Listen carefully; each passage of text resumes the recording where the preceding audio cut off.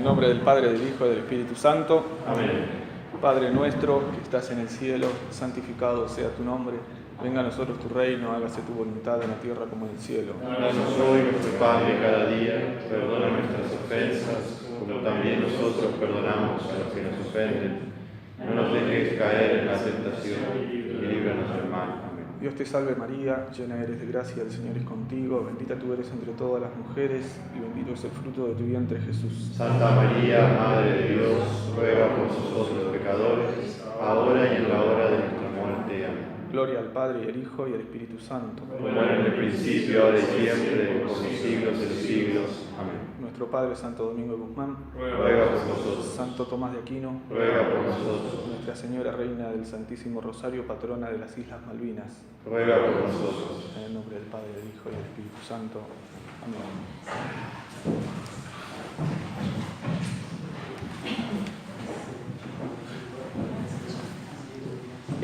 Vamos a hacer como si fuera una aplicación de la metafísica de las causas.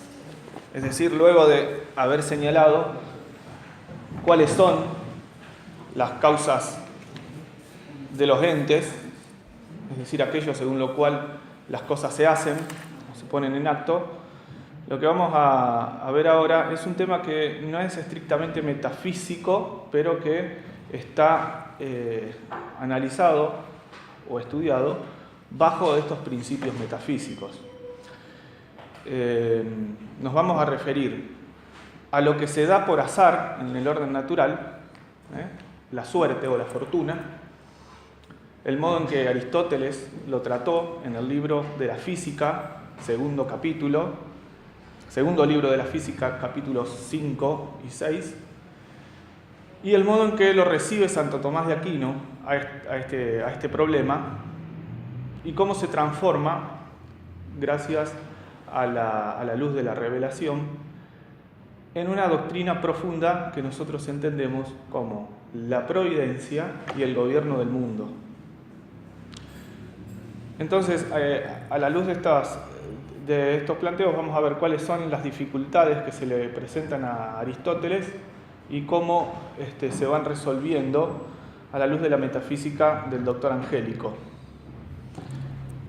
Ciertamente que esto, vincula a todos los conceptos que nosotros venimos desarrollando, sobre todo el concepto de acto, el concepto de potencia, es decir, aquello que tiene la posibilidad de ser y aquello que efectivamente es, el fundamento del acto mismo de ser, que está en Dios como causa primera, sobre todo la causa final, es decir, el ordenamiento de las cosas en vistas a algo. Es en este contexto donde Aristóteles desarrolla entonces el concepto de el azar o la casualidad. Dice Aristóteles en el libro 2 de la Física que el azar se da en los lugares, en el ámbito en el que las cosas se dan en vistas a algo, es decir, que está cercano el problema al planteo de la causa final. Nosotros entendíamos que la causa final es aquello que está primero en la intención y último en la ejecución en el que obra, ¿no? Ahora bien, la primera cuestión que habría que señalar es que Aristóteles quiere de todas formas escapar al determinismo de la naturaleza, es decir, quiere rechazar de plano los planteos filosóficos que dicen que en el orden natural las cosas suceden de una manera ciega y absolutamente necesaria. Es decir, como que hay hechos que están ya preestablecidos y que son indefectibles y absolutos y que de alguna manera opera en el orden natural una especie de destino. En la concepción aristotélica de la naturaleza, el orden natural no está absolutamente sujeto a una ley de necesidad. En realidad, el universo aristotélico está regido maravillosamente por un montón de líneas causales, donde hay cosas que suceden por necesidad y hay cosas que suceden por una cierta limitación en el orden causal, Entonces se puede decir que lo primero que se quiere romper es la idea determinista del universo. Esto es muy actual también. Las consecuencias del determinismo en el orden del universo son muy serias, muy graves, sobre todo en la actualidad, digamos, ¿no? La ciencia moderna, sobre todo, es absolutamente determinista.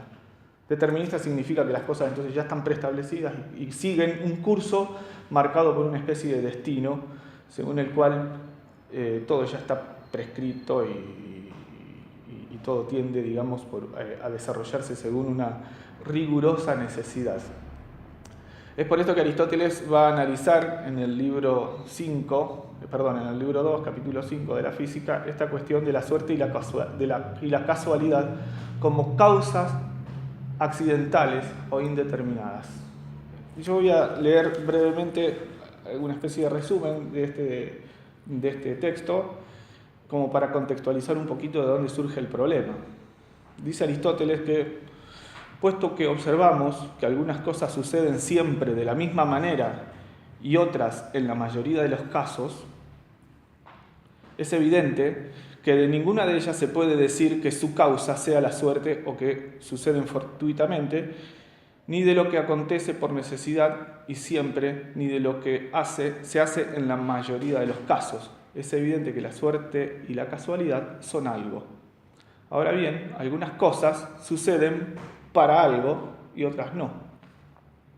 Entre las cosas que no suceden necesariamente, ni en la mayoría de los casos, hay algunas que pueden ser para algo. Es para algo cuanto pueda ser hecho como efecto del pensamiento de la naturaleza.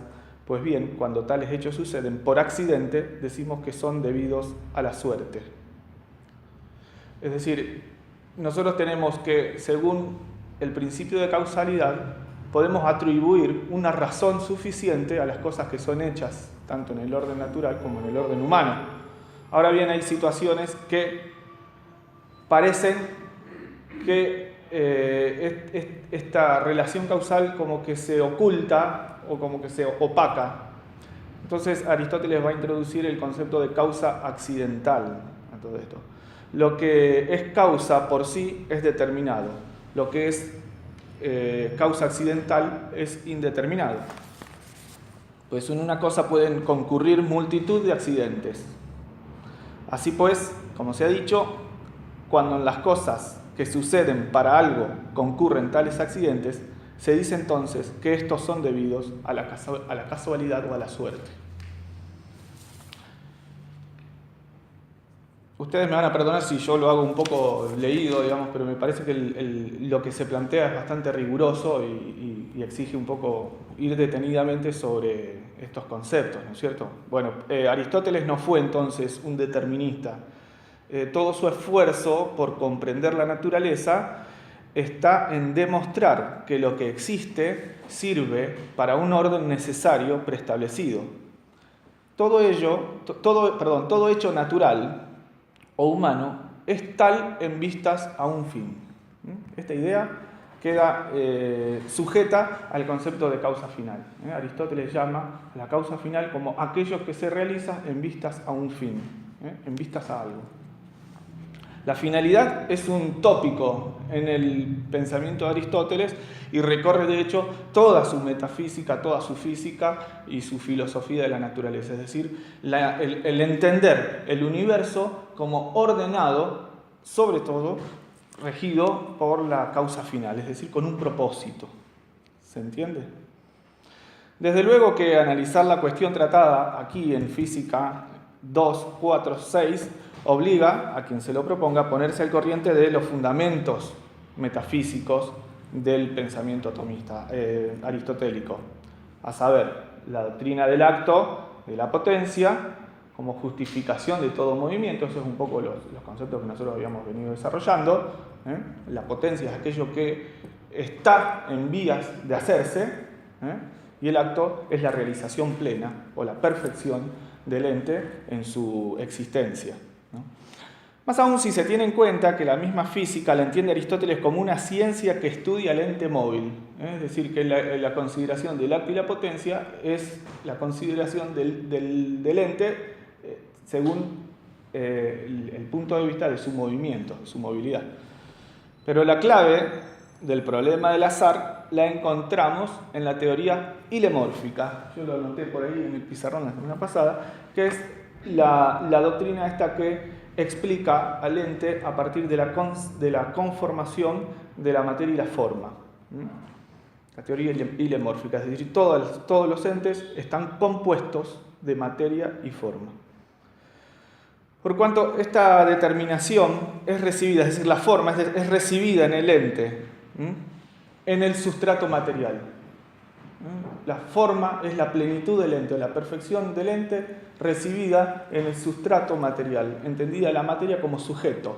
De ahí viene la misma noción del compuesto según un subjectum, es decir, aquello que recibe todas las determinaciones formales, sean sustanciales o accidentales. Es decir, la cosa misma, cada cosa está compuesta por materia y forma, donde las determinaciones formales son múltiples. Una determinación que hace a la sustancia, supongamos el caballo, la forma sustancial es el ser caballo propiamente dicho. Y las formas accidentales que le sobrevienen tienen que ver con el peso, con el color, con la relación y todos los accidentes que nosotros veíamos la semana pasada, ¿se acuerdan? El tiempo, el lugar, etc. El problema del azar no se resuelve, el problema del azar no resuelve nada directamente, sino que remite a la polémica mecanicismo-finalismo. El finalismo, a su vez, remite a una interpretación detallada de la teoría del acto y la potencia y del hilemorfismo. Es decir, apoyada sobre la doctrina del acto y la potencia, se comprende mejor esta idea del orden natural ajustado a un fin. Miren, el universo aristotélico es un universo regido por la necesidad. Este concepto habría que reforzarlo un poquito. En Aristóteles, la necesidad, ananké en griego, es aquello que existe y no puede no existir, o aquello que es y no puede no ser. Eso es lo necesario. Contrario a lo contingente. Lo contingente es lo que es, pero puede no ser. Entonces, en uno hay más perfección que en el otro, evidentemente. Entonces, en el universo aristotélico las cosas se dan por necesidad, en principio. Pero esta necesidad se manifiesta de manera diversa según el orden del cosmos, puesto que al grado de perfección de los entes les corresponde un grado de necesidad. Ya vamos a ver mejor este concepto que da Aristóteles. Así Aristóteles distingue dos tipos de necesidad. Una, que es lo necesario ex hypotheseos, es decir, como condición sine qua non. Lo necesario ex hypotheseo, como la condición sine qua non, o algo sin lo cual el bien no puede realizarse. Se llama también la necesidad hipotética, de acuerdo a la traducción de algunos traductores. Lo necesario como efectuado por la violencia o constreñimiento, y lo necesario aplos, es decir, simpliciter o a secas, lo necesario a secas. Nosotros vamos a tomar, acá mencioné tres tipos de necesidad, nosotros vamos a tomar dos solamente, es decir, lo necesario ex hypotheseos y lo necesario aplos como lo absolutamente necesario. Vayan registrando ustedes estas dos ideas. Esta necesidad a secas, como aquello que no puede ser de otra manera que como es. De estas versiones, se tratan también en el libro de la metafísica. Vamos a ver esto de la necesidad aplos o a secas. Ya habíamos dicho que Aristóteles clasifica este orden de necesidad según el grado de perfección en la naturaleza, para explicar cómo las cosas que suceden en el universo se rigen de acuerdo a un tipo de necesidad. ¿Se aplica de manera directa esta necesidad a secas a los seres que son y no pueden ser de otra manera? Entes cuya esencia se aleja del movimiento o del cambio. ¿Qué significa? Justamente, claro, si hay cosas que pueden ser y no ser, significa que están sujetas a cambio. Pero si hay cosas que son y no pueden dejar de ser, significa que hay cosas que no cambian. Entonces, esta inmovilidad en el ser es una perfección. Entonces, estos entes, de cuya esencia se aleja del movimiento, del cambio, necesario, a secas, viene a ser aquel ente que goza de tal perfección que es y no puede no ser. No es ni más ni menos que en la metafísica aristotélica el motor inmóvil, es decir, el ser más perfecto que hay en todo el universo, que mueve todas las cosas sin ser movido él mismo. Causa de todo movimiento, de todo cambio y de todo acto puro por no poder recibir el acto de otro. No es ni más ni menos que Dios.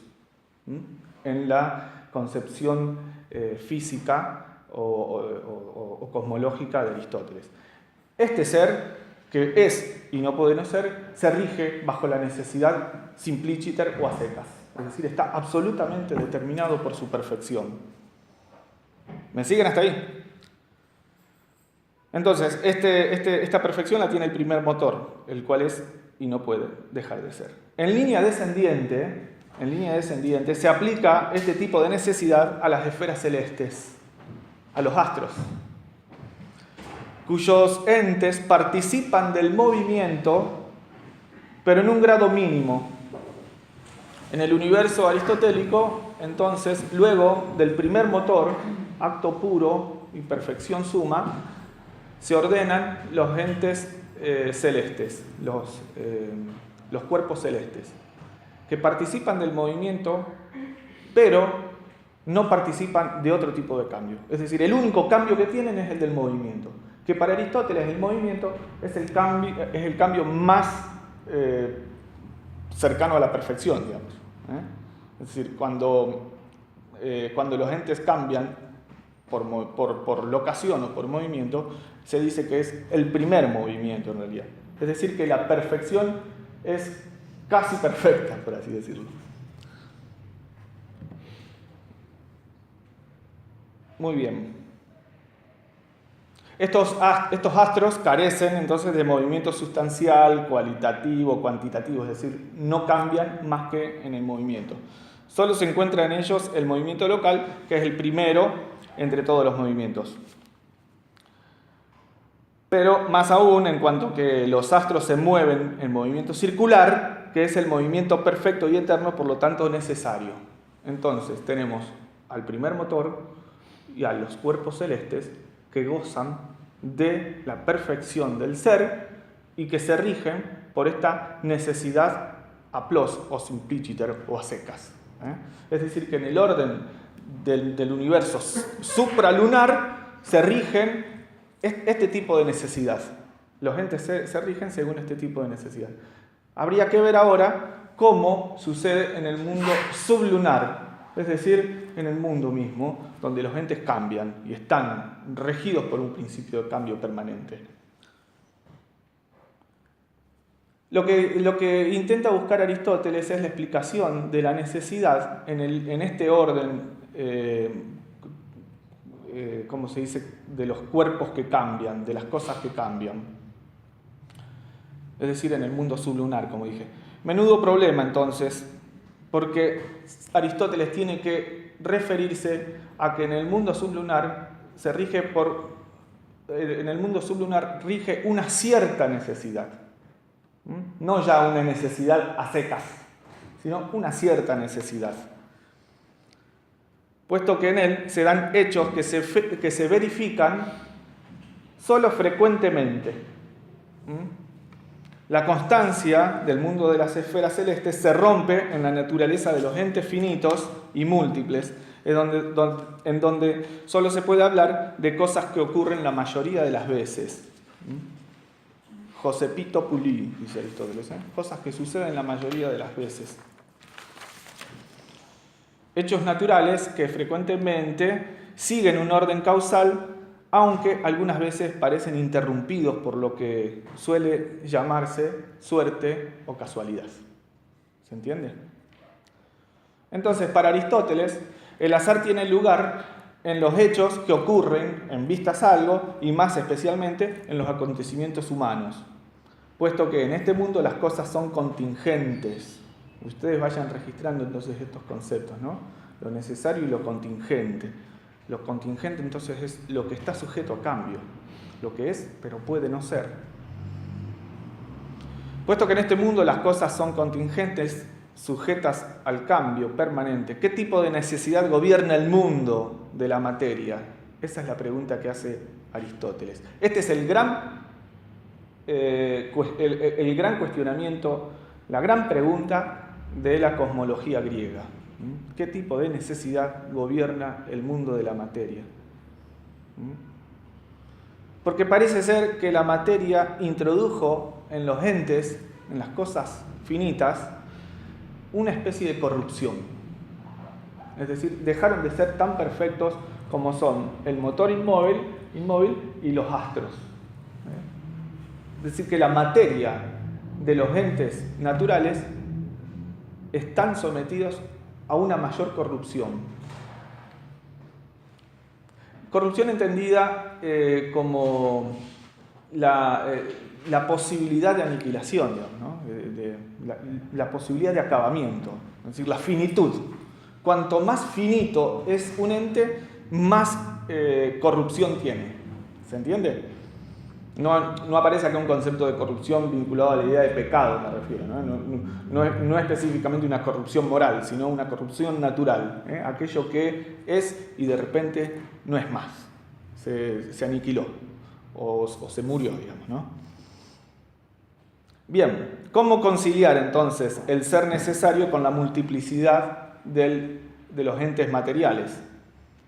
Esta es la cuestión por la cual entonces Aristóteles introduce el concepto de la necesidad hipotética, que es la segunda forma de necesidad que rige el orden natural. El mundo de los seres contingentes, de los seres materiales, ¿sigue un ordenamiento absolutamente necesario o ellos son frutos del azar o de la invención o de la libertad o siguen un tipo de necesidad? Parecería que en el universo todo obedece de alguna manera a las fuerzas de la necesidad, es decir, todos los acontecimientos naturales y humanos se ordenan a las leyes causales de la finalidad. Todo lo que se da en el mundo celeste y terrestre se ordena de una u otra manera a las cuatro causas. Esto es lo que nosotros habíamos visto la clase pasada. Hay que ver qué tipo de causalidad le corresponde a la suerte y a la casualidad. ¿Qué tipo de causalidad? ¿Me siguen hasta ahí? Cualquier pregunta, por favor, me interrumpen, ¿no? Vuelvo a decir, entonces, aquí se intenta refutar de plano el determinismo. Sobre todo, Aristóteles tiene en mente a Demócrito, para quien el universo era producto del azar absoluto. Es decir, el universo estaba compuesto por átomos de cuya unión o choques se producen las sustancias, las cosas variables. Es decir, la multiplicidad de cosas en el universo son producto de la colisión de estos átomos que dan como resultado los entes naturales.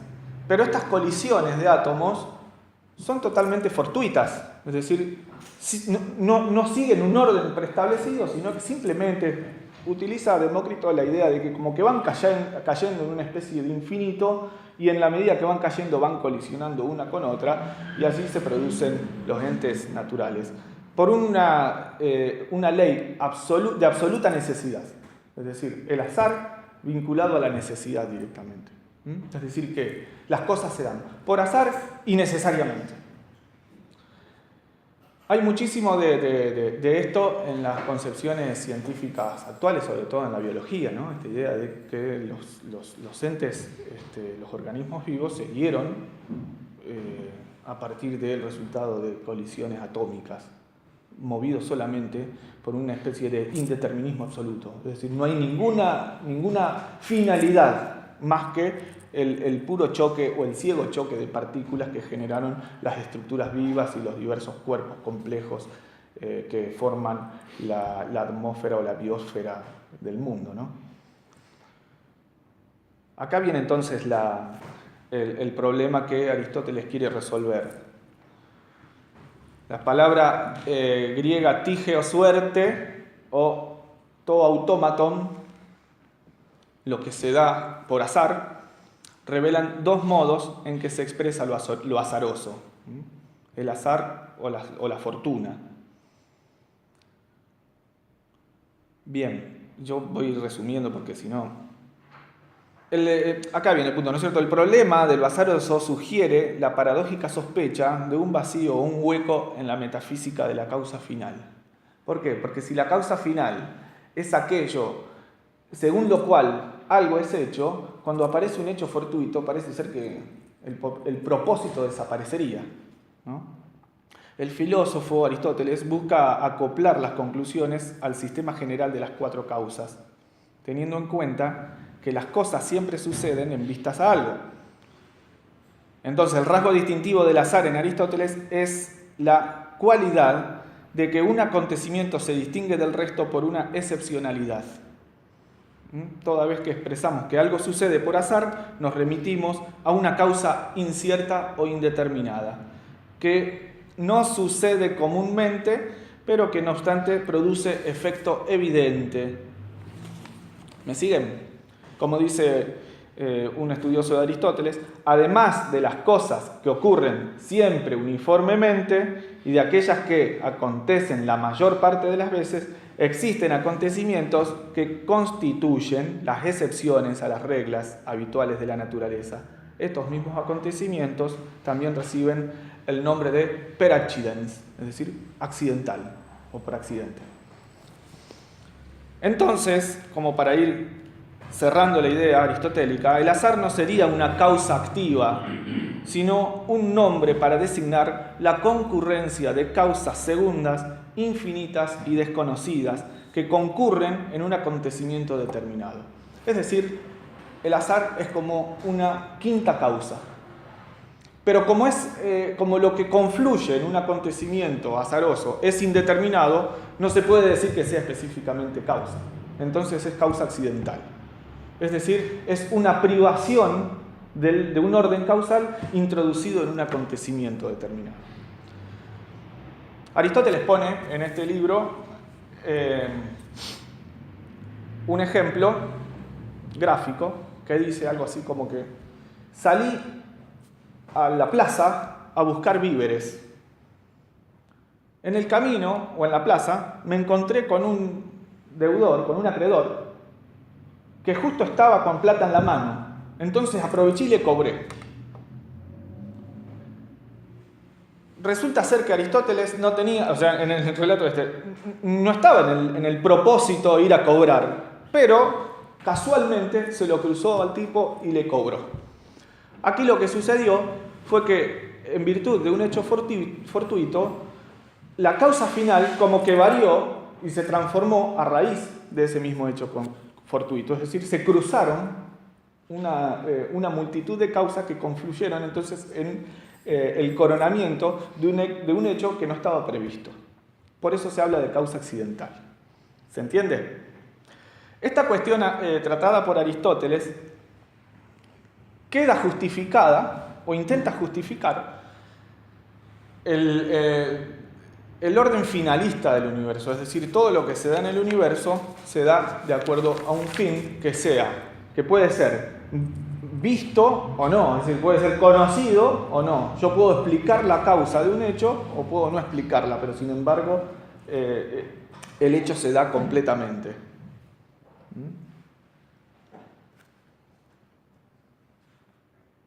Bien, vamos a resumir, así me refiero más a cómo lo recibe a esto Santo Tomás de Aquino, que es lo más interesante en todo caso. Lejos de rechazar esta enseñanza, Santo Tomás de Aquino la asume como propia e la integra al cuerpo doctrinal de su pensamiento. Un elemento de capital importancia marca la diferencia, a saber, el concepto de creatio ex nihilo, es decir, creación desde la nada, el acto creador de Dios, a partir de la cual Santo Tomás amplía la noción de necesidad. Es decir, esta necesidad en el universo se da a partir de la idea de un Dios creador. Se modifica a partir de la idea de la creación. En el orden sensible solo hallamos contingencia y finitud en aquellas cosas que por su propia estructura están sujetas a la corrupción. Pero a su vez, y a pesar de todo, el ente finito contiene la perfección suficiente que le corresponde por naturaleza, la cual proviene de su propia inmanencia formal, es decir, de la forma, ¿no? La perfección suficiente de cada cosa está dada en la forma.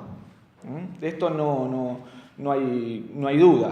Es decir, que a partir de la constitución formal o entendido el ente a partir de la forma, se justifica o se entiende el ordenamiento mismo del universo, ¿no? Que en Santo Tomás de Aquino la forma está dada por el acto de ser, digamos, ¿no?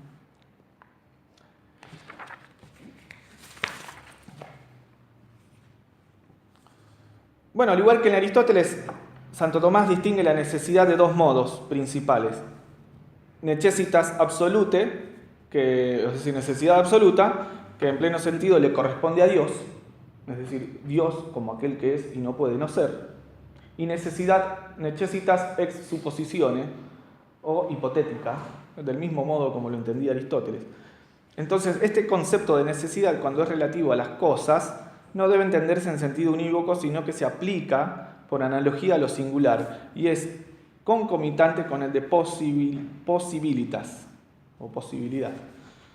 La existencia de lo posible se funda desde la intimidad del entendimiento divino. Esta cuestión es un poco dura, pero está en el fundamento mismo de toda la doctrina que se va a desarrollar a posteriori respecto de la consideración del problema de lo azaroso, ¿no?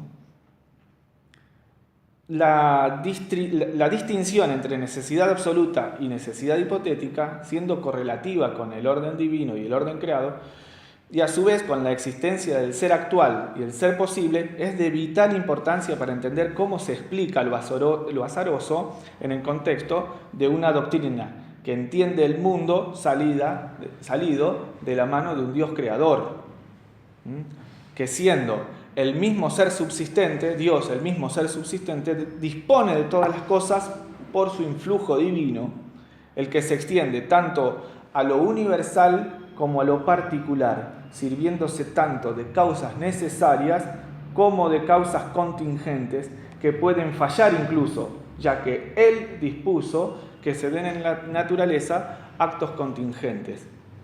Primera cuestión, Dios dispone de todas las cosas por su influjo divino. Este influjo divino se dirige hacia todas las cosas, universales o particulares. ¿Qué significa esto? Que Dios está presente como causa primera en cada cosa particular. Esto es importante remarcarlo. ¿Por qué? Porque algunos filósofos medievales, como por ejemplo Avicena, va a sostener que el ordenamiento de Dios sobre las criaturas va hacia lo universal y no a lo particular. Es decir, como que Dios llega por medio de sus leyes, es decir, como que Dios establece leyes que rigen al orden de lo universal, pero que en lo particular no llega, como que no gobierna.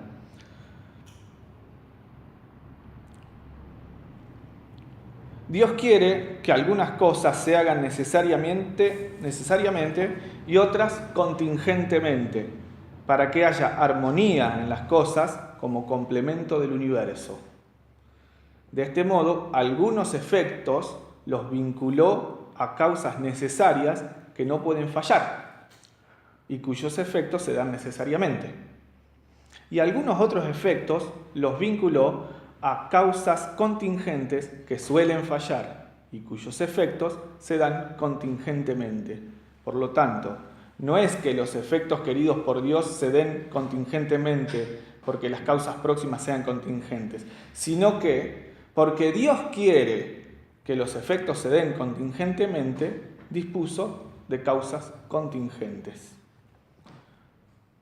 Esto está explicado en la cuestión 19 de la primera parte de la Suma Teológica. Son los preludios a la consideración de la providencia divina que Santo Tomás va a desarrollar en la cuestión 22. ¿Me siguen hasta aquí? ¿Sí? Bien. Podemos hacer preguntas, o ahora o después, no hay problema. Bien, este asunto no resuelto del todo por Aristóteles y muy discutido entre los medievales, fundamentalmente por Avicena, quien sostenía que el influjo divino como causa primera solo recae sobre las causas segundas y no sobre los particulares, que Dios produjo un solo efecto de donde por azar se habrían multiplicado los entes finitos a partir de una sustancia segunda ajena al mismo intelecto divino. Este es el punto que Santo Tomás está refutando. Es decir, como que Dios dispuso que su acto de providencia o de gobierno del mundo llega solamente hacia las causas primeras y no las segundas. ¿Puede ser que de ahí le venga la teoría esa del Dios como un relojero? Como que Dios hace el universo y lo deja a la buena. Muy bien, perfecto, sí. ¿Podría repetir esa última distinción? Bueno, te repito la línea para no perder el hilo. Para Avicena, ¿no es cierto?, sostenía que el influjo divino como causa primera solo recae sobre las causas segundas y no sobre los particulares, que Dios produjo un solo efecto de donde, por azar, se habrían multiplicado los entes finitos a partir de una sustancia segunda ajena al mismo intelecto divino. Es decir, que Dios crea, digamos, una especie de entidades intermedias. A partir de su acto creador, el influjo causal cae directamente sobre ellas. Pero lo que estas entidades intermedias van a producir en el orden de la naturaleza queda, digamos, librado al azar. Es decir, Dios no interviene en eso. Es decir, que el influjo creador de Dios no llegaría, según Avicena, hasta el particular, hasta lo singular. ¿Qué significa? Diciéndolo brevemente. En el ejemplo que usa Aristóteles, de que fue a la plaza a comprar víveres y de casualidad se encontró con un amigo y le cobró, pues uno podría decir, providencialmente le cobré. ¿Qué significa providencialmente? Que Dios operó en ese hecho fortuito particular para que la confluencia de causas produzca un efecto según el plan del mismo Dios. ¿Se entiende? Es decir, que Dios interviene con su poder, con su omnipotencia, con su presciencia, es decir, con esto, que según el entendimiento divino Dios conoce todos los particulares y los futuros contingentes, dice, ¿no? Es decir, todos los hechos presentes, pasados y futuros, en un solo acto. Como Dios prevé todo eso, gobierna no solo entonces el orden de lo universal, o un plano, digamos, como entidades intermedias, sino también los mismos hechos particulares. ¿Me siguen hasta aquí? Yo voy a ir redondeando, digamos. Una pregunta, si no me voy muy de tema, puede ser que también en Hegel esté esta concepción venida de Avicena de que Dios no estaría en lo particular, en el sentido de que esa concepción de Hegel que tiene que producir esa oposición, ¿no? Que después por otros pensadores como Marx provoca la revolución. Sí, tal cual. En el universo hegeliano las cosas suceden con una necesidad absoluta. Es decir, aun cuando los hechos fortuitos o los hechos particulares suponen una contradicción en el mismo proceso de desenvolvimiento, por así decirlo, ¿no es cierto?, de la naturaleza, esto queda todo como subsumido en la misma necesidad del universo. Es decir, que Dios, en el caso, digamos, hegeliano, es un Dios producto del entendimiento, ¿no es cierto?, una especie de inteligencia universal que no trasciende más allá de la naturaleza física. En este universo, todos los hechos que suceden, digamos, según este choque de las causas particulares, desplegándose según un principio de necesidad absoluta. ¿Sí? Entonces, evidentemente, lo particular no es más que un momento de lo que, en definitiva, a nivel universal se tiene que manifestar. Es decir, supongamos, no sé, la muerte accidental de alguien es algo que necesariamente tenía que pasar y no importa su significado particular, sino lo que esa muerte pueda significar universalmente, es decir, para el espíritu universal, para el espíritu del hombre, para la historia del hombre. Entonces los hechos particulares quedan como oscurecidos en una especie de tiniebla donde lo que importa es lo general. Es decir, con las consecuencias tan nefastas de que la moral en lo particular no importa. No importa. Lo que importa es que se manifieste el espíritu absoluto y entonces yo puedo producir el caos o cualquier amoralidad para que quede manifiesto ese fin que sería el que Dios le importaría. Exactamente, sí, muy bien. Pero es un sinsentido absoluto. Es un sinsentido sí, porque Dios es Dios, pero no Dios. O sea, Dios estableció ese orden necesario, pero después no puede intervenir en las pequeñas cosas. No, digamos, para Hegel Dios se está formando, digamos. Dios es una... sí, es difícil. El espíritu absoluto se va formando en la historia, digamos. O sea, que no es Dios. No es una divinidad la idea de Dios.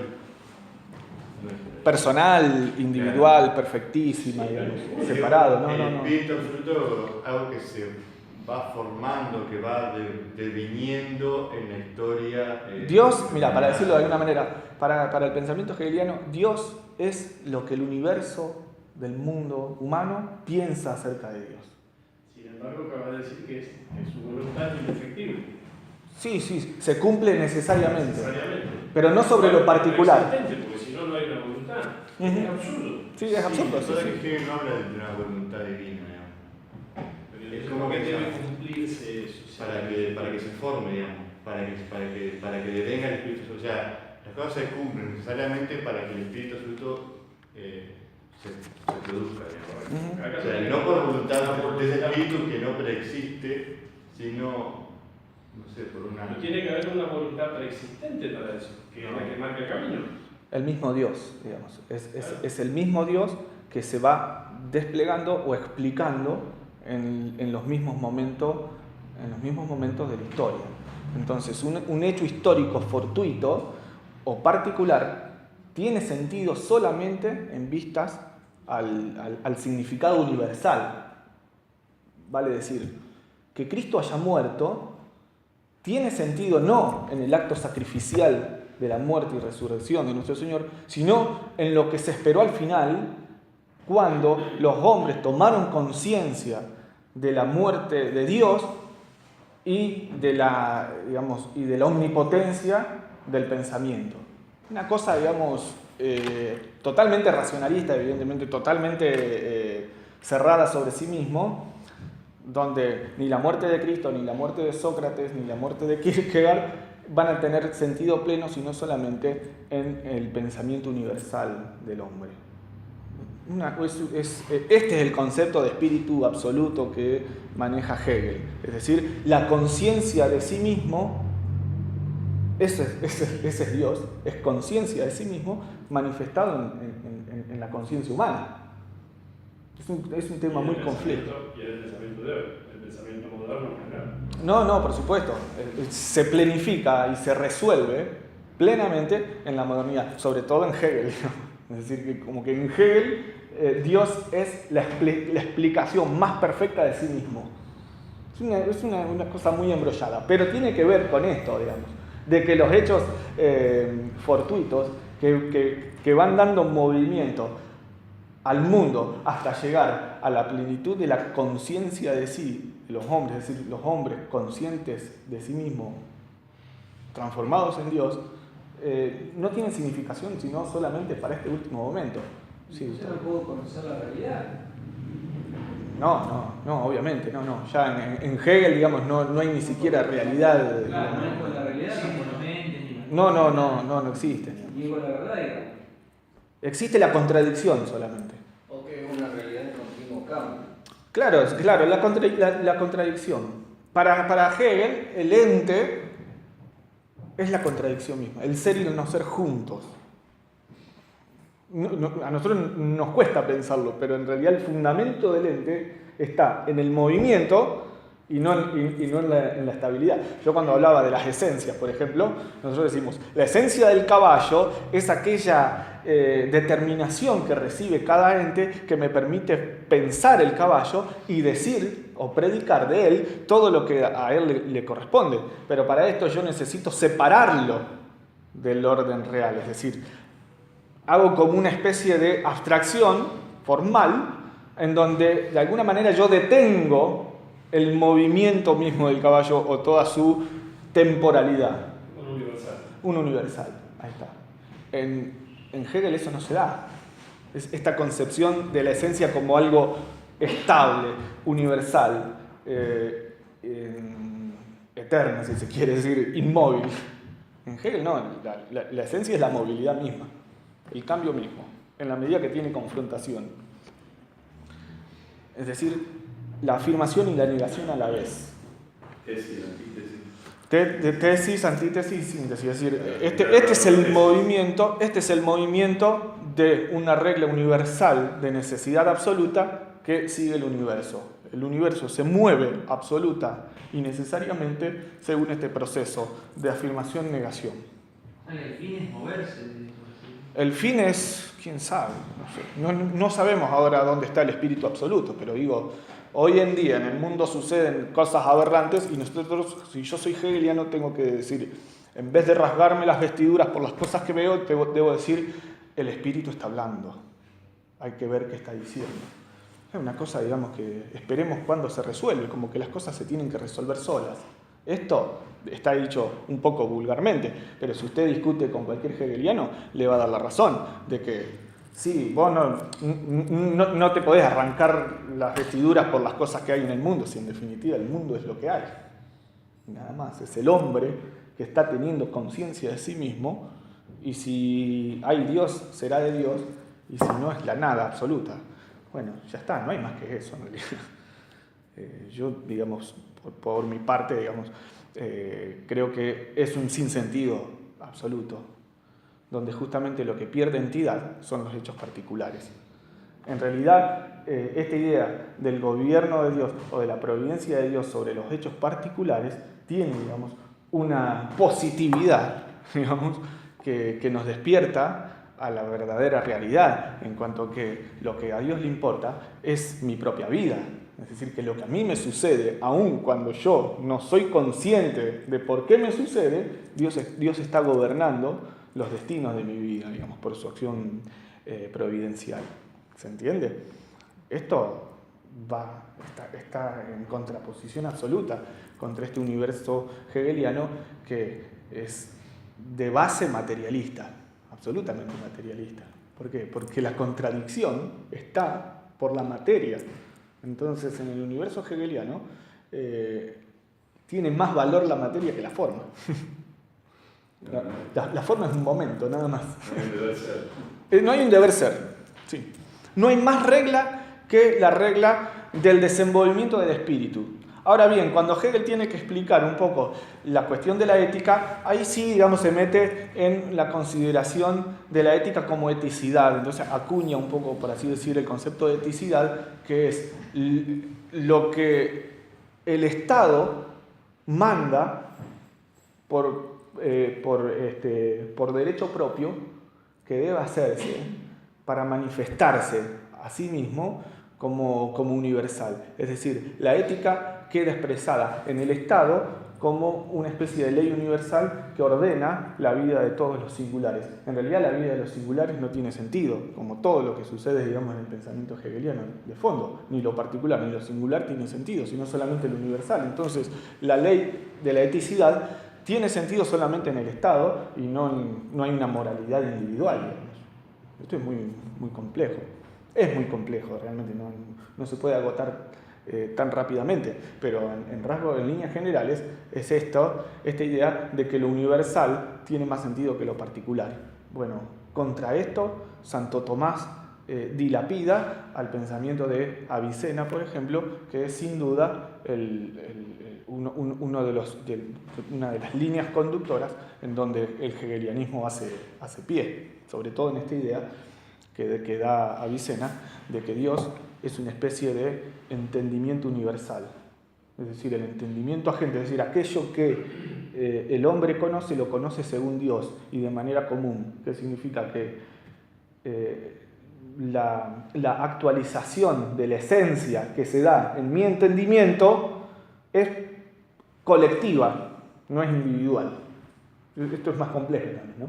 Pero Hegel lo recibe. Esta idea del espíritu universal o el espíritu absoluto tiene que ver con esto, de que en la conciencia del hombre está Dios plenamente realizado, no es una participación del entendimiento divino. La inteligencia humana no es una participación del entendimiento divino por el cual Dios ilumina al entendimiento, sino que es el mismo entendimiento divino puesto en la mente universal de todos los hombres. Un tema complejo, sin duda. Y Kant, ¿en dónde se ubicaría? ¿Estaría más cerca de Hegel? Sí, Claro, sí, la sí. evidencia de la naturaleza. Sí, absolutamente. Habría que hacer una línea histórica, más o menos como para ir vinculando todos estos pensadores, sobre todo para entender un poco más la modernidad. Porque Hegel, digamos, sin duda no hubiese llegado a tanto sin Kant, o sin Descartes, o sin otras rupturas medievales como fue el nominalismo medieval. Y si nos retrocedemos un poco más atrás, llegamos a los pensadores árabes, contra los cuales polemiza Santo Tomás, como son Avicena y Averroes. Es decir, sin estos pensadores, Hegel no hubiese podido formular toda su sarta de sanatas. Entonces uno ve en la línea histórica que las cosas confluyen necesariamente para terminar en errores gigantescos. Como dice Santo Tomás de Aquino, un pequeño error en el principio es grande al final. Bueno, si ustedes analizan el pensamiento hegeliano, van a ver que en él está acoplada toda la tradición de errores y falacias que vienen desde el nominalismo. Y tal vez más atrás todavía, si considero, por ejemplo, Sócrates y los sofistas. Sobre todo también podemos ver a los empiristas, no a los empiristas, a los sensualistas griegos. Bueno, hay infinidad de nombres, pero digo, incluso desde Sócrates vienen estas líneas de errores. Entonces, bien, llegado a la modernidad, topamos con un pensamiento, digamos, absoluto, como el de Hegel, con un sistema que intenta justificar todo el orden del universo sin dejar nada al margen de la razón. Bueno, evidentemente aquí el problema está en que lo particular pierde totalmente su dimensión ontológica, su valor ontológico. Acá lo que nosotros vimos es que con la doctrina del acto y de la forma, el particular, el ente finito particular, tiene una subsistencia y un brillo suficiente que da razón de ser a todo el orden especulativo, es decir, a la verdad misma. Pero acá no hay un orden, no está invertido el orden. La realidad es la que prima el entendimiento. Esta es la clave también. Es decir, que es lo que me permite a mí pescar el misterio también, como nosotros siempre decimos, ¿no? Es decir, a partir del conocimiento de la realidad, yo me encuentro con cosas reales que iluminan la inteligencia. Es decir, que son permeables a la inteligencia. Es decir, la inteligencia puede conocerlas y puede abarcarlas suficientemente. Hasta ahí, digamos, yo avanzaría por hoy en cuanto a la consideración de la forma, del acto de ser.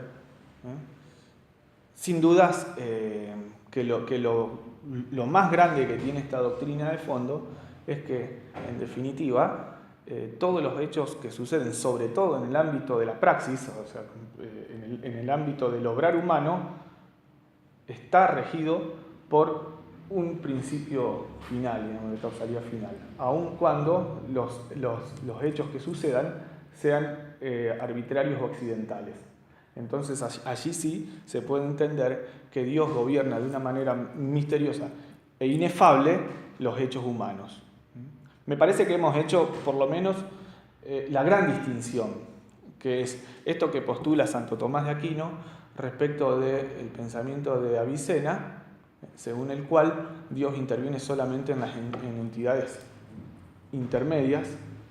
Esto es un error viejo también, porque los gnósticos del siglo II sostenían también que Dios gobernaba a los seres, a las esferas celestes, nada más, y que las esferas celestes eran regidas por una especie de espíritus o daimones que gobernaban el mundo de los hombres, pero en el cual Dios no intervenía, sino que Dios solamente regía el universo supralunar, es decir, donde habían una especie, vamos a decir, algunos ángeles, pero lo que hacen los ángeles es obedecer a Dios o obrar por azar, nada más. Es decir, que Dios no llegaría a desarrollar toda su omnipotencia providencial sobre los hechos humanos. Este es un error viejo también, ¿no? Es decir, que hay muchos errores que se vienen sustantivando desde los siglos y bueno, adquieren aquí, digamos, su corrección, por así decirlo, ¿no? Y es aquí donde se elabora también esta doctrina de que Dios interviene en los hechos fortuitos, y también esta idea del gobierno del mundo, que es aquello según lo cual Dios participa los actos finales, es decir, la causa final en cada cosa. Es decir, que cuando un ente corresponde a la causa final, es decir, responde a su propio fin, Dios en realidad está participando del acto gubernativo de Dios, es decir, está obrando según lo que Dios tiene propuesto para cada cosa. En realidad este concepto de la causa final es la clave también del universo tomista, es decir, donde Dios llega a cada cosa particular a partir de la causa final. ¿Por qué? Porque vamos a hacer esta distinción. Tenemos el concepto para ir cerrando simplemente, tenemos el concepto de providencia y el concepto de gubernatio. El concepto de providencia lo que hace Santo Tomás es resolver esta cuestión del azar, es decir, explica los hechos fortuitos que se dan en el ámbito en el que las cosas suceden para algo, es decir, en el ámbito de las causas finales. Ahora, la diferencia con el concepto de gubernatio involucra a la causa final misma, en cuanto que Dios, a partir del acto de ser y de la forma sustancial que le da a cada cosa, le imprime un propósito. Es decir, que en el universo todo tiene un propósito signado por la causa formal. Es decir, en la medida que un ente recibe su determinación y su perfección para hacer lo que es, allí mismo está impreso su causa final, es decir, su para qué. Y en ese para qué está puesta participadamente el designio divino que Dios puso para toda la creación. Entonces, en la medida que los entes respetan ese orden, las cosas son gobernadas según Dios. ¿Entienden? Aquí se mezcla un poco el problema con las cuestiones morales, es decir, cuando justamente el problema moral lo que sucede es que el mal moral es una desviación del propósito fin de cada acción, o el propósito de cada hombre. Entonces allí viene justamente el desorden en el orden natural y en el orden de las acciones humanas. ¿Se entiende hasta ahí? Esto es muy, ¿cómo se dice? Muy positivo, no sé. Aquí hay una mirada, digamos, muy luminosa del universo. Es decir, las cosas que suceden en el orden que Dios dispuso están hechas para bien. Entonces aquí también está eso del apóstol San Pablo, de que todo lo que Dios quiere, lo quiere para bien de aquellos que lo aman, digamos, ¿no? Nada escapa a su poder, ¿no? Y la cuestión que trata Santo Tomás de Aquino para justificar esto es justamente si Dios tiene conocimiento o no de los futuros contingentes. Es decir, si a Dios le importa pensar en lo particular. y en lo que a lo particular le sobrevenga. Y esta es la gran novedad.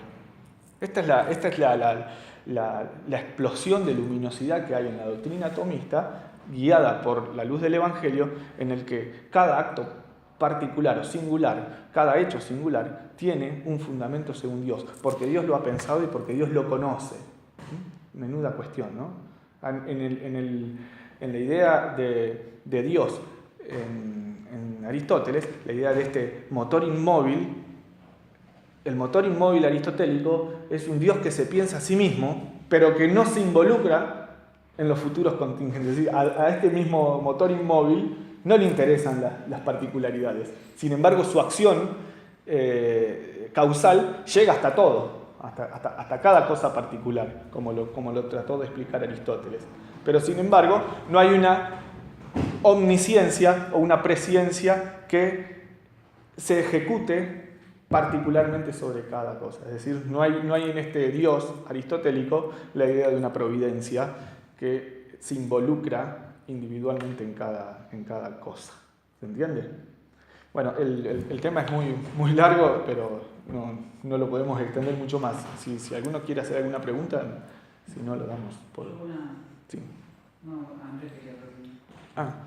No, por ahí prevenir también porque, así dicho, alguno podría equivocarse en el sentido de confundir la providencia divina y el gobierno del mundo por parte de Dios con una predestinación al modo calvinista, donde incluso lo malo sería provocado por Dios mismo. Muy bien.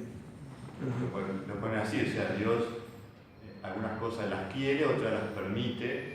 En el caso de lo malo, en tanto a ausencia de bien, Dios lo permite, pero no lo quiere, digamos. Entonces, bueno, ahí en el tema de la providencia también tener eso en cuenta. Porque de lo contrario caemos en el error, digamos, por exceso, digamos, un exceso de providencia, digamos, en el cual hasta lo malo sería causado por Dios, sería parte del plan divino y lo malo que está en esto que dice Aristóteles. Sí.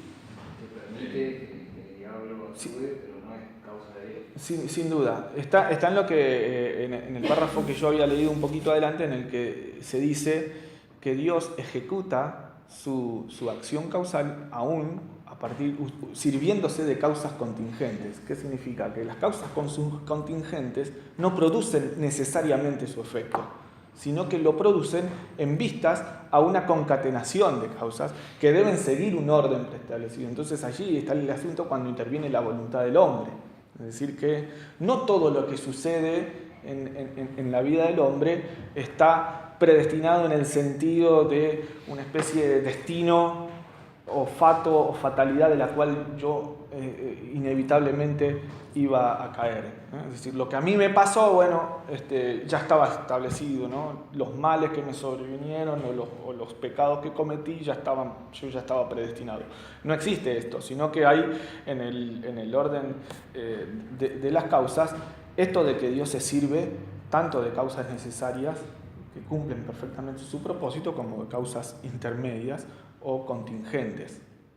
Sin embargo, en el universo todo está regido por Dios.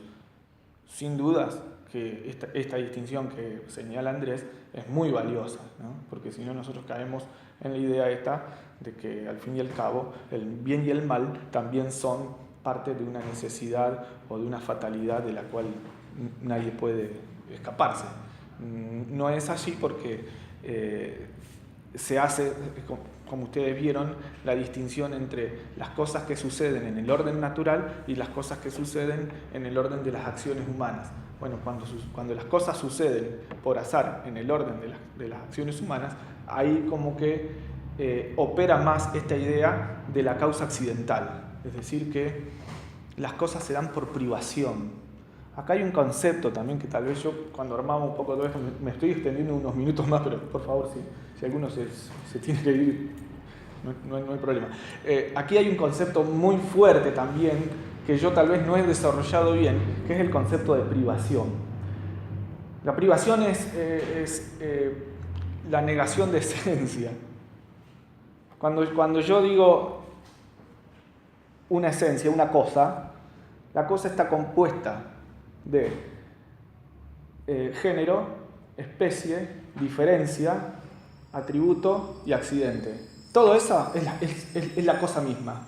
Pero en una cosa, dentro de su diferencia, este tercer predicable, dentro de su diferencia está la privación, es decir, aquello que no se es o aquello que no se es pero se debería ser, como por ejemplo el ciego.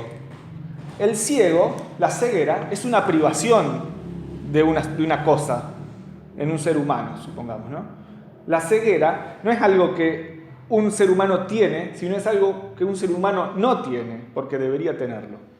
Esta distinción es muy importante porque también, aplicado a este principio de las causas, la causa accidental también es privación. Es decir, puede obrar al modo de privación. Es decir, algo que sucedió pero no debería haber sucedido. ¿Se entiende? Algo que sucedió pero no debería haber sucedido, porque las causas accidentales también son privaciones de las causas. Es muy importante, yo digo, por ahí en otro momento podemos profundizar un poco más este concepto de privación. Es monumental, digamos, porque nosotros tenemos la idea de que hay cosas que existen en el universo y en realidad no existen, existen en el pensamiento, son distinciones que el pensamiento hace, como por ejemplo un hombre muerto. La muerte no es algo que el hombre tiene, sino que es algo que le falta, es una privación de vida. ¿Se entiende? Acá hay, tiene que ver con el modo en el que también el entendimiento va explicando las cosas o entendiendo las cosas. Bien, podemos seguir un montón más, pero parece que lo estoy... Una cosa simplemente, que es un misterio muy grande y que actualmente en el orden de la catequesis no se utiliza el término predestinado.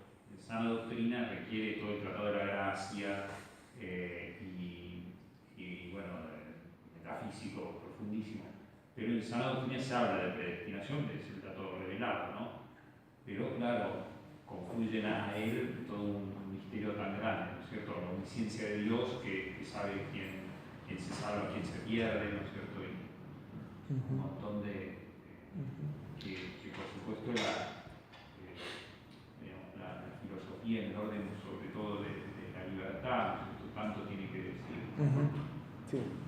Sí, claro, que aquí interviene, digamos, la libertad como que interfiere para bien o para mal en esta concatenación de causas, ¿no? Sobre todo cuando las causas son inciertas o desconocidas, porque también yo digo, bueno, vamos a estudiar las 4 causas que explican el orden de las cosas. Bueno, eso no significa que vamos a explicar todo, porque en realidad, si vos prestás atención a tu vida cotidiana, hay un montón de cosas fortuitas que te suceden. Lo que pasa es que no las andás señalando, pero ¿cuántas cosas fortuitas te suceden, ¿no? Entonces también Dios se vale permanentemente de eso. Y en el ámbito de la vida espiritual esto tiene un impacto muy positivo, ¿no? Que hay que saber distinguir, obviamente. Yo había entendido otra cosa en lo que dijo el padre, o estar equivocado. Sí. Pero había entendido que la predestinación era algo bien visto, pero que después fue superado como algo que estaba mal, No, pero lo debo haber entendido mal. No quise decir eso, no, al contrario. No, yo había entendido eso. Bien. Que la predestinación Lo que pasa es que fue un error, digamos. Claro, ¿cómo se entiende la palabra predestinación? ¿No es cierto? El Tratado de la Gracia da causa da razón del misterio tan grande de que Dios conoce quién se salva y quién se pierde, ¿no es cierto? Que eso sería la predestinación, ¿no es cierto? Pero como habitualmente se usa tipo budista, ¿no es cierto? Como uno está predestinado, es una cosa muy nefasta por necesidad, ¿no es cierto? Y no importaría lo que haga yo o no, sino que estoy predestinado, ¿no es cierto?, a salvarme o no, ¿no es cierto? O sea que es un término muy complejo porque hay gente que de una forma u otra, sí, pero hay una forma de entenderlo bien, digamos. Claro, la providencia de Dios, ¿no es cierto? Si no, mal entendido es quitar libertad. Claro. O sea, uno lo puede entender como Calvino, que es un error, o lo puede entender como la doctrina católica, en la cual Dios conoce es contingente. O sea, conoce quién se va a salvar y quién se va a perder, en tanto libremente se salvan o se pierden. Sí, sí. Conoce los futuros contingentes, dados pero contingentes. Sí, pero si no caemos en el error de Lutero de decir, bueno, peca, pero peca con gusto, o peca mucho y peca bien, porque al fin y al cabo ya está salvado. Entonces, esto no tiene nada que ver con eso. Sí, sí, o sea, yo entendía que la predestinación era un error y ahora, cuando ustedes dicen esa doctrina, Andrés lo explicó muy bien con lo que dijo recién, digamos. Hay una forma de malentenderlo que Queda de camino, o sea, es un tema, aparte un tema de lo tal vez más espinoso, digamos, de la doctrina católica, pero vale la pena y por eso es importante este tema de la providencia y de que Dios conoce los futuros contingentes. ¿Por qué? Porque así uno puede entender bien cuál es el error de Calvino y cuál es la predestinación bien entendida, digamos. Porque es un asunto bastante complejo donde hace falta muchas distinciones, digamos, para saber cómo Dios sabe quién se va a salvar y quién se va a perder, pero no como algo fijado, sino en tanto que esa persona libremente se salva o se pierde. O sea, Dios conoce todo lo que el hombre va a hacer, pero libremente. O sea, no es que Dios lo obliga al hombre a hacer esas cosas, sino que Dios sabe que libremente va a hacer eso, lo cual no le quita libertad al hombre para que en el momento de que lo haga.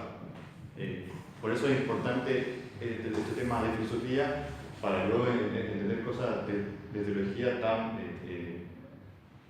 tan complejas, complejas, pero necesarias al mismo tiempo, porque bien entendidas también brinda mucha libertad al alma, digamos, sí. o sea, mucha libertad de Interior, espíritu, sí. digamos, y quitan escrúpulos y todo, bueno. Sí. Bueno, no es para menos que todo el protestantismo repudió la filosofía escolástica, sobre todo estos principios magistrales, ¿no? Entonces, si vos tumbás de plano estos principios, te tenés que agarrar entonces de lo primero que viene a mano, que es lo que hizo Lutero, de ir a reclamar o a buscar viejos errores del nominalismo. Es decir, que una doctrina como la luterana no tuvo más recursos que el nominalismo, habiendo rechazado de plano toda la especulación escolástica, digamos, ¿no? Es decir, aquí es donde se fundamenta bien toda la vida espiritual, donde lo filosófico también mira sobre todo a la vida mística. Es decir, estos fundamentos que nosotros estamos dando no tienen su razón última en ellos mismos. En realidad todo lo que nosotros estamos considerando aquí está puesto en miras al desarrollo de la vida, de la gracia y de la salvación. Entonces, si nosotros destruimos cualquiera de estos dos, tiramos abajo toda la maravilla que hay puesta en la creación. ¿Se entiende? Yo creo que con eso se entiende bien el planteo de fondo, ¿no?